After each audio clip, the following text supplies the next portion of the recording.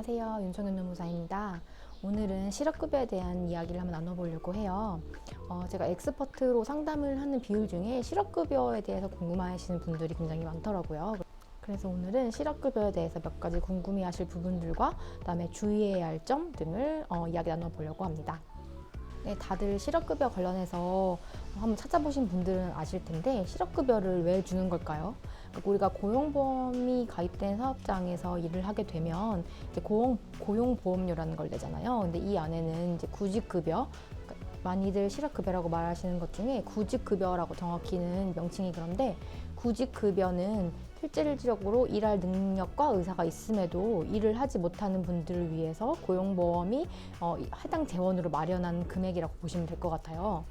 따라서 오해하시는 내용 중에 실업급여는 고용보험의 대가로 지급받는다거나 아니면은 실업에 대한 위로금의 형식으로 지급되는 것이 아니냐 하는 거 궁금해하시는 분들도 계시는데 그런 것이 아니라 그러니까 실업이라는 어떤 보험 사고에 대해서 취업 활동을 적극적으로 지원하고자 드리는 게 바로 구직급여거든요. 그래서 이 부분은 꼭 챙겨가시면 좋을 것 같고 그렇다면 이제 다들 아시겠지만 이제 구직급여에 수급 요건이 있어요. 먼저 이직일 이전 18개월 동안 그러니까 퇴사하고 나서 이전 18개월 역으로 봤을 때 고용보험 가입 기간일이 180일 이상일 것.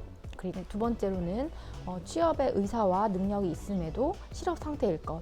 그리고 세 번째로는 적극적으로 취업에 노력을 다할 것 이런 세 가지 요건이 필요하거든요. 그래서 이 부분 중 하나라도 누락이 되면 실업급여를 구직급여를 수급받을 수가 없게 되는 것이죠. 네, 여기서 가장 많이 문의 주시는 게 두 번째 요건 관련해서 비자발적인 사유일 것이 충족이 되어야 하는데 사실은 법에서는 이런 비자발적인 사유가 아니더라도 자발적 퇴사인 경우에도 예외적으로 인정을 해주는 경우가 있거든요. 그래서 보통은 이런 경우를 많이 문의를 주시는데 여기서 몇 가지 많이 문의 주시는 부분과 또 여기서 중요하게 생각하셔야 할 점들을 먼저 살펴볼게요. 네, 그 고용보험법 시행규칙 제101조 별표 2에 따르면 실업급여 수급 사유가 수급 자격이 제한되지 않는 정당한 이직 사유로서 자발적 이직 사유의 몇 가지 예시를 들고 있는데 가장 많이 문의 주시는 것들 중에 몇 가지를 추려보면 임금체불 경우, 그러니까 이 경우는 이직 이전 1년 동안 2개월 이상 발생해야 하고요. 임금체불의 경우. 그다음에 처음 계약한 근로조건보다 근로조건 저하가 있는 경우 이것도 마찬가지로 2개월 이상 발생을 해야 하고 또 그다음으로 많이 문의 주시는 게 최근에는 그 통근 시간이 3시간 왕복 3시간 이상인 경우를 많이 문의 주시는데 이것의 경우에는 사실상 세부적으로 보면 여러 가지가 해당이 될 수가 있어요. 예를 들면 사업장의 이전으로 기존 왕복 시간에서 3시간 이상으로 늘어났다든지 지역을 달리하는 사업장으로의 전근 그리고 배우자나 친족과의 동거를 위해서 거소를 이전하는 경우 이런 경우도 해당이 되는데 특히 요즘에 배우자와의 그 동거를 위해서 그 실업급여 수급이 가능한지 문의를 많이 주시더라고요. 그래서 이 부분에 대해서도 중요하게 해야 할 부분들이 있기 때문에 그 부분에서도 간단하게 한번 얘기를 해보도록 할게요. 그리고 또 이 외에도 많이 질문 주시는 부분들이 부모나 동거 친족의 질병, 부상 등으로 30일 이상 간호를 해야 하는데 이제 본인 이외에 간호할 사람이 없는 경우 그럴 경우에 기업의 사정상 더 이상 휴직이나 휴가가 불가한 경우에 신청을 할 수 있다. 이런 또 하나의 요건이 있고요. 또 많이 물어보시는 게 권고사직의 경우 그리고 또 정년 도래나 계약 만료의 경우 이런 경우들이 있을 것 같아요. 그리고 이 자발적 사유에 해당하는 경우 실업급여를 수급할 수 있는 것 제외하고 또 추가적으로 하나 더 말씀드릴 부분은 이제 해외 취업의 경우에도 많이 질문을 주시거든요. 그래서 이렇게 차례대로 한번 얘기 나눠보도록 할게요. 먼저 첫 번째 이제 1년 동안 이직일 1년 동안 2개월 이상 근로조건이 저하된 경우를 볼 수가 있는데 근로조건이 저하됐다는 것은 최초로 근로계약을 한 것보다 근로조건이 저하됐다는 것을 의미하거든요. 그래서 이것을 증명할 수 있는 방법으로는 입사 지원할 때 봤던 채용 공고, 그리고 최초로 작성한 근로계약서, 그다음에 급여 명세서, 급여 내역 통장 사본 같은 경우를 제출을 아마 하라고 하실 거예요. 근데 이 부분도 만약에 근로계약서가 없다고 하면 실질적으로 근로조건이 낮아졌는지 판단하기가 어렵기 때문에 보통 많이 문의를 주시는 경우가 많고요. 그래서 이런 조건들이 있는 경우에는 이제 이런 요건들이 이제 근로조건 저하로 보여질 수가 있는데 2개월 이상 이런 근로조건 저하가 진행이 된다고 하면 자발적 퇴사인 경우에도 실업급여를 신청할 수가 있는 것이죠. 네, 두 번째로는 이제 임금체불의 경우가 있는데 이것도 이직일 이전 1년 동안 2개월 이상 임금체불이 발생한 경우를 들 수가 있을 것 같아요. 근데 임금체불을 증명하는 방법은 우선은 첫 번째로는 정기 임금 지급일에 임금을 지급받지 못했다라고 해서 예를 들면 뭐 2달 동안 임금 지급받지 못하고 퇴사하였다 하면은 2개월치 임금체불이 있는 것이죠.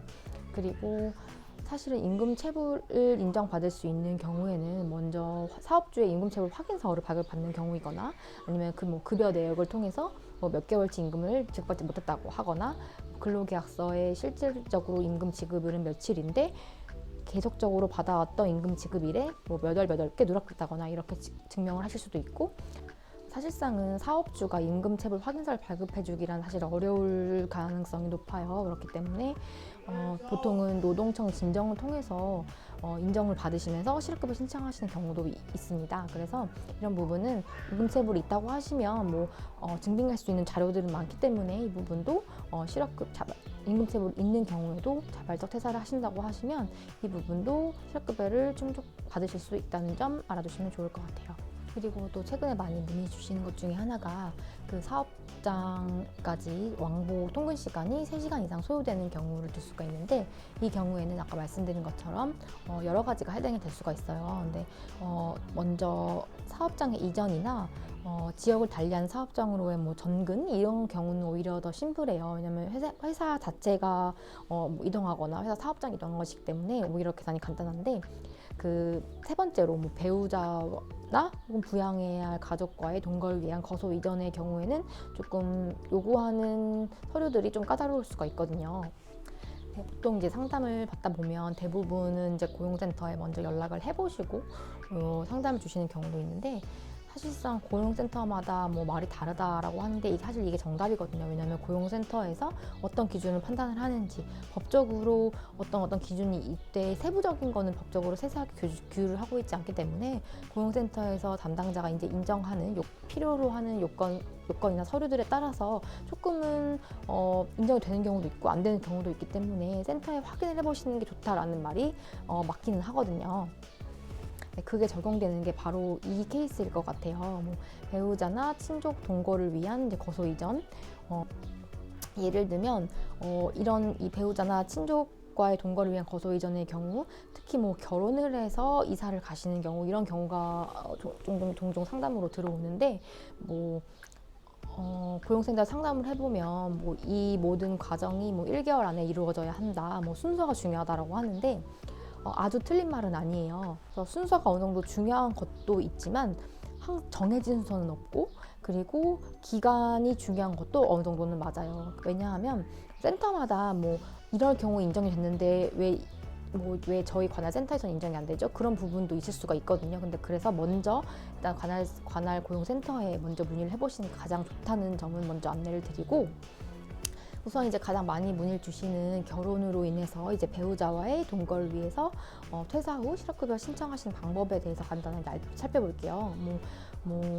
실질적으로 순서가 중요하다고는 하시는데 이 순서가 중요하다고 보통 말하는 이유는 어쨌든 퇴사를 하는 이유가 같이 동거를 위해서이고 그 동거를 위해서 만약에 이사를 갔으면 지금 사업장까지 왕복 3시간이 소요되기 때문에 다닐 수 없다라는 걸 인정받기 위한 거거든요. 그렇기 때문에 순서가 아예 적용되지 않는다라고는 할 수는 없을 것 같아요. 이건 센터마다 다르기 때문에 확인을 해보시는 게 좋다고 말씀드리지만 먼저 예를 들면은 혼인신고를 먼저 하실 수도 있고 혼인신고를 나중에 하실 수도 있는 부분도 있으시잖아요. 그래서 이걸 증명할 수 있는 서류가 각각 센터마다 필요로 할 거예요. 그래서 청첩장을 가져오라는 경우도 있고 혼인증명서를 가져오라는 경우도 있을 거고요. 그 대신 이제 전입신고라는 부분에 있어서 뭐 혼인 후에 전입신고를 하든 전입신고를 하고 혼인신고를 하든 이 이후에 사업장으로 통근한 내역이 너무 길거나 하면 사실상은 묵시적으로 이 왕복 시간을 동의했다는 것이 되기 때문에 보통은 이전을 하고 바로 퇴사를 하시거나 이런 경우가 많고, 이전을 하고 너무 뭐 한 몇 개월, 6개월 이상 회사를 다니시고 나서 나중에 퇴사를 하시면 이거는 사실상 통근이 가능했다고 볼 수가 있기 때문에 거절당할 수가 있어요. 다만 뭐 먼저 전입신고를 했지만 실질적으로 통근은 그 전입신고한 곳에서 하지 않았다라는 걸 증명하면 또 인정받으신 부분도 있기 때문에 이 부분은 정말 개개인 근로자의 사정마다 좀 다를 수 있고, 다만 먼저 고용센터에 문의를 하셔서 수급 자격이 되는지, 그리고 미리 만약에 이걸로 생각을 하고 계신다면 어떤 순서로 진행을 하는 게 좋을지 문의를 해보시는 게 가장 정확할 것 같습니다. 근데 역시 실업급여는 하다 보니까 말이 너무 길어져서 이제 이후에 말씀드린 뭐 부모, 동거, 친족의 질병 부상으로 본인이 간호해야 할 경우, 취직휴가 어려운 경우라든지 권고사직, 그리고 계약 만료에 대한 부분은 이제 다음 편에서 더 이야기 나눠보도록 할게요.